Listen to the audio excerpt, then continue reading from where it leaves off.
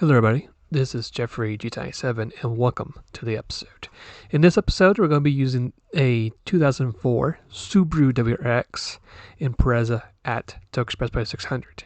It's been quite a while since I've actually done this particular car combination at Expressway 600, so hopefully in this guide this will help you out if you're looking for that first win at Expressway 600. And this car overall, very smooth, easy pick, very affordable as well. So if you're looking for a very affordable car that could get the job done, I would suggest pretty much hang on to this episode and carefully follow the guide, and hopefully this will give you the win at Expressway.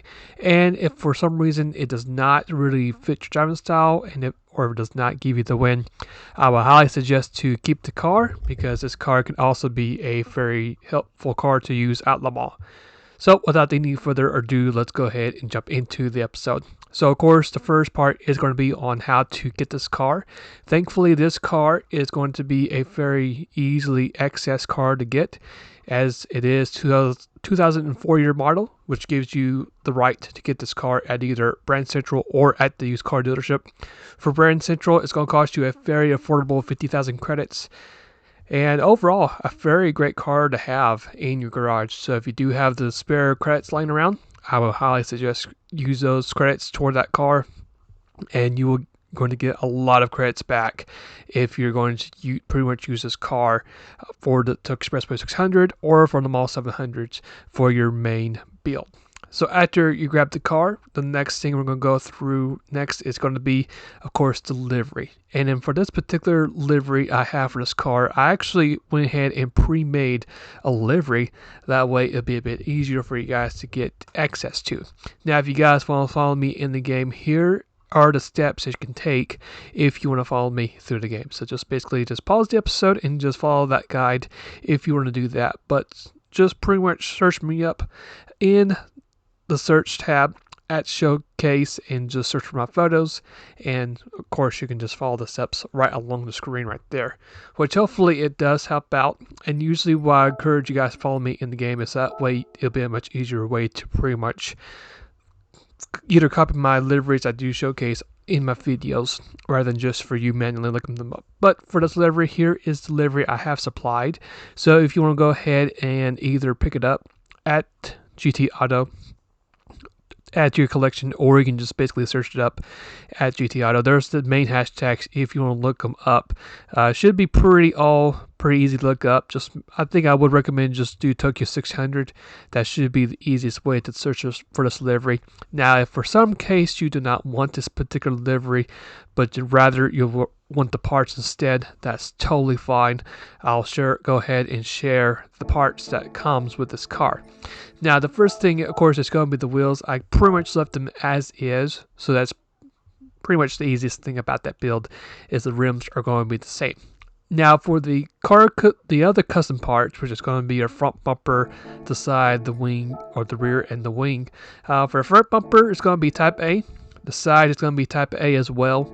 For the rear of the car, Type A. And to finish it off, the wing is going to be custom wing set. Doesn't really matter what it is, and if you're curious about the roll cage, it's going to be completely no roll cage. And that's going to be it for your parts from car customization. Now into the setup, or the parts from Tuning Shop. Just weight reduction stage 1 with sport tires. Bore up, high lift camshaft, weight reduction stage 2. For semi-racing crankshaft for the full control computer. High RPM turbocharger, fully customized LSD, fully customized manual transmission, weight reduction stage 3, increased by rigidity, and then for racing, pretty much all the parts you see here that are installed. Now, you're going to go ahead and ignore the anti-lag system. You're going to skip that and pretty much grab everything else except for that. I really didn't use it for this particular race, but if you do want to use it, you have to nerf the car a little bit in order for it to work. But as you can see there, the rest of the parts are right there. Pretty much get your hands on every particular part you can, and that's going to be it for the parts from the Tuning Shop. And as you can see, here is the tune itself. And as you can see, I would recommend just pause the episode and just basically do your fine tuning right there.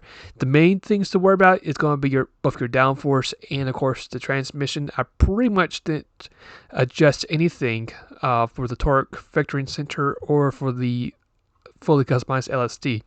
Now, if you here's what I have my torque, it's going to be 25-75.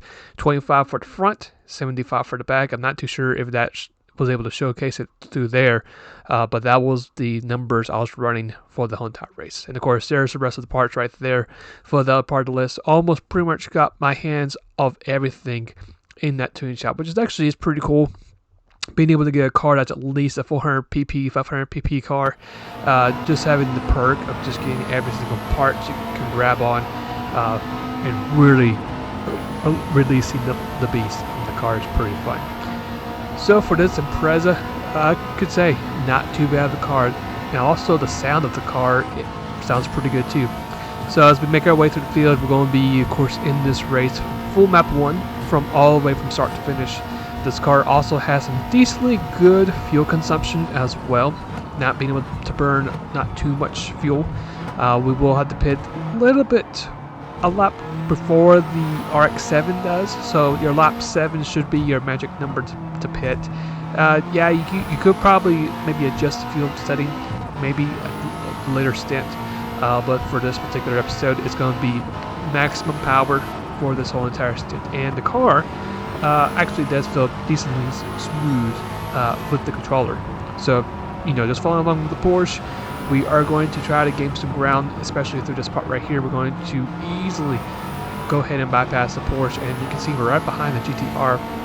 We're going to get ourselves a good run on that GTR, and we're going to force ourselves into the top 5, just barely breaking right behind the older Impreza, and thankfully did not make any contact in that particular corner. We're going to get ourselves a decently good apex, or try to at least. We got a little bit tight there, but other than that, a good start for us in this run. And you can just tell the car really has some good power right from the wheels.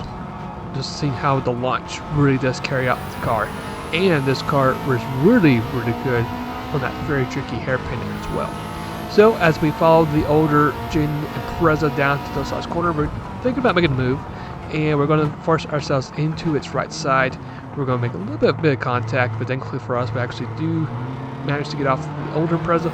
We just barely find ourselves right behind the wing of the Supra, get ourselves a good run on that Supra RZ, and find ourselves in P3 as we're about to finish up the first lap of the race. So not too bad of a start for us. We are a little bit further back behind of the RX-7 in this particular start, but thankfully in no time did we find ourselves pretty much fighting for lead of this race, which will occur on lap 3. And you can see we are right behind the Honda NSX. We're going to get ourselves a great apex out of this corner, and really in Honda as we get a lot more momentum compared to Honda. We're actually going to go ahead and take away the racing line from the Honda, and going to find ourselves as the new race leader about halfway mark of lap 3. Now fast forward to our pit lap, which is going to be lap 7. Now we could have, of course, adjusted the fuel map setting, but like I said before, we did kept it on map 1 from start to finish, and for this particular pit stop, we got ourselves quite a pretty big lead over the RX-7 for this particular stint. And for this pit stop here, all I'll be doing here is just refilling the car fuel. The tires are in really good shape, which I was pretty glad for overall. Now as we head out of the pit road, the RX-7 is going to ultimately pass us as we get back on the racing surface, but thankfully at the end of that lap, before pretty much halfway of that lap, we actually were able to catch up with the RX-7 and took the lead before it made its scheduled pit stop. So for lap number 9, it's going to be our official hot lap for this race. I really encourage you guys to just basically watch this lap, see what the car is doing, and try to see you can follow the racing lines as well. And after that, I'll be back to finish up. Okay, so as we're about to finish up this race, it's going to be an overall 26:21 for our total time, which isn't too bad for this car. I thought the car actually felt pretty smooth and felt pretty good, pretty quick.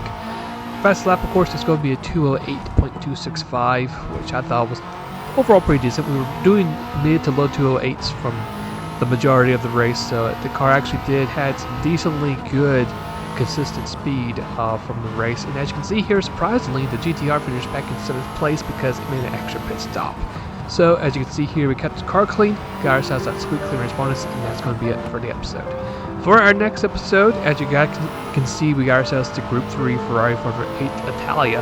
And actually, I had a very special request to use this car at Sardinia. So we're going to go back to Sardinia, which has been quite a long time since we've been there. And we're going to use this car at that track. And I cannot wait to show you guys what this car is and how special this car is to explain, especially the special livery I have for this car. I'll explain all of that in the next episode. But hopefully this Impreza build has helped out in your Tokyo build. And if not, then I will recommend saving it for them all. If you guys enjoyed today's episode, want to go ahead and give it a like. If you guys have any other particular builds you'd like me to try out, you're more welcome to add them to the comment section below. And if you guys really enjoyed today's episode and like to subscribe to the channel, you're more welcome to do so as well. And until then, I'll see you guys later, and take care.